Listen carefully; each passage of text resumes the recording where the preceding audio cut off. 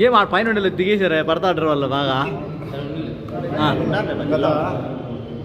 గత ఎన్నికల సందర్భంగా ముఖ్యమంత్రి చంద్రబాబు నాయుడు గారు ప్రత్యేకంగా అన్నమయ్య జిల్లాకు ఒక స్పెషల్గా రాయచోటికి ఒక హామీ, ఇక్కడే జిల్లా కేంద్రాన్ని తీసేయమని ఒక హామీ, అదేవిధంగా రాజంపేటను జిల్లా కేంద్రం చేస్తామని మరొక హామీ, ఇంకోవైపు మదనపల్లిను జిల్లాగా ప్రకటిస్తామని చెప్పేసి ఈ విధంగా ఒక జిల్లాలోనే 3 రకాల హామీలు ఇచ్చి చివరికి మదనపల్లిని జిల్లా చేశాడు, రాజంపేటనేమో కడపలో కలిపేశారు, రైల్వే కోడూరును తిరుపతిలో కలిపారు.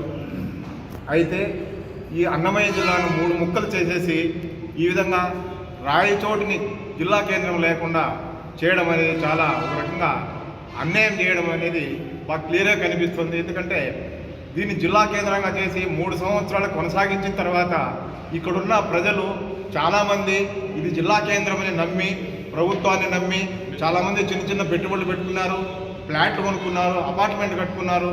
అదేవిధంగా రకరకాల ప్రభుత్వం కూడా ఆఫీసులను వేలాది రూపాయలు ఖర్చు చేసి దాదాపుగా 70 రకాల ఆఫీసులను ఇక్కడ ఎస్టాబ్లిష్ చేసిన తర్వాత ఉన్నట్లుండగా రాత్రికి దొంగతనం చేసినట్లుగా జిల్లా కేంద్రాన్ని తీసేస్తున్నాం, రద్దు చేస్తున్నాం, మదనపల్లికి తీసుకుపోతున్నాం అని చెప్పడం అనేది ఇది రాయచోటి వాసులకు తీరని అన్యాయం జరిగినట్టుగా మేము భావిస్తున్నాం. కాబట్టి రాయచోటికి జరిగిన ఈ తీవ్రమైన అన్యాయాన్ని మరొక రూపంలో అయినా ప్రభుత్వం ఆలోచించాలి.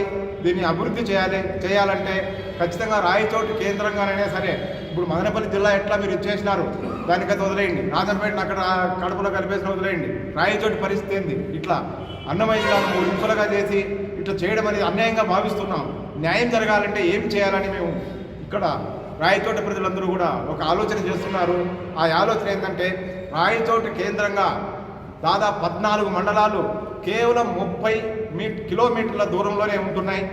ఈ మండలాలన్నీ కూడా కడప జిల్లాలో 2 మండలాలు, ఇటు 3 మండలాలు ఉన్నాయి. తర్వాత చిత్తూరు జిల్లాలో 4 మండలాలు, తర్వాత అనంతపురం జిల్లాలో 1 మండలం. ఇవన్నీ కూడా 30 కిలోమీటర్ల దూరంలో రాయచోటి కేంద్రంగా అన్ని అవసరాలకు కూడా రాయచోటికే వస్తూ పోతూ ఉంటారు ఈ మండలాలు. కాబట్టి రాయచోటి కేంద్రంగా చేసుకొని ఒక ప్రత్యేక జిల్లాను ఏర్పాటు చేయాలని చెప్పేసి ఈ ప్రాంతవాసులు కోరుకుంటున్నారు. ఇక్కడ ఎందుకు దీన్ని ప్రత్యేక జిల్లాగా అభివృద్ధి చేయాలంటే ఇక్కడ జీవన నదులు కానీ, శాశ్వతంగా ఆదాయం వచ్చే వనరులు కానీ ఏవి కూడా ఈ ప్రాంతానికి లేవు. ఈ 15 మండలాల్లో కూడా 14-15 మండలాల్లో కూడా ఎలాంటి శాశ్వతమైన ఆదాయాలు వచ్చే మార్గాలు లేవు. కేవలం గల్ఫ్ దేశాలపైన ఆధారపడి ప్రతి ఇంట్లో కూడా ఒక గల్ఫ్కి వెళ్ళిన ఒకరిద్దరు ఉన్నారు. కేవలం ఇలాంటి పరిస్థితులు ప్రతి కుటుంబంలో ఈ మండలాల్లో ఉన్నాయి. కాబట్టి ఇది ఒక రకంగా గిరిజన ప్రాంతం కంటే అధ్వానంగా ఉంది. పోలవరం జిల్లాను ఏర్పాటు చేశారు, అది గిరిజన ప్రాంతం, కేవలం 4 లక్షల జనాభా. ఇప్పుడు మేము చెప్పిన ఈ 15 మండలాల్లో దాదాపుగా 8 లక్షల వరకు జనాభా ఉంది.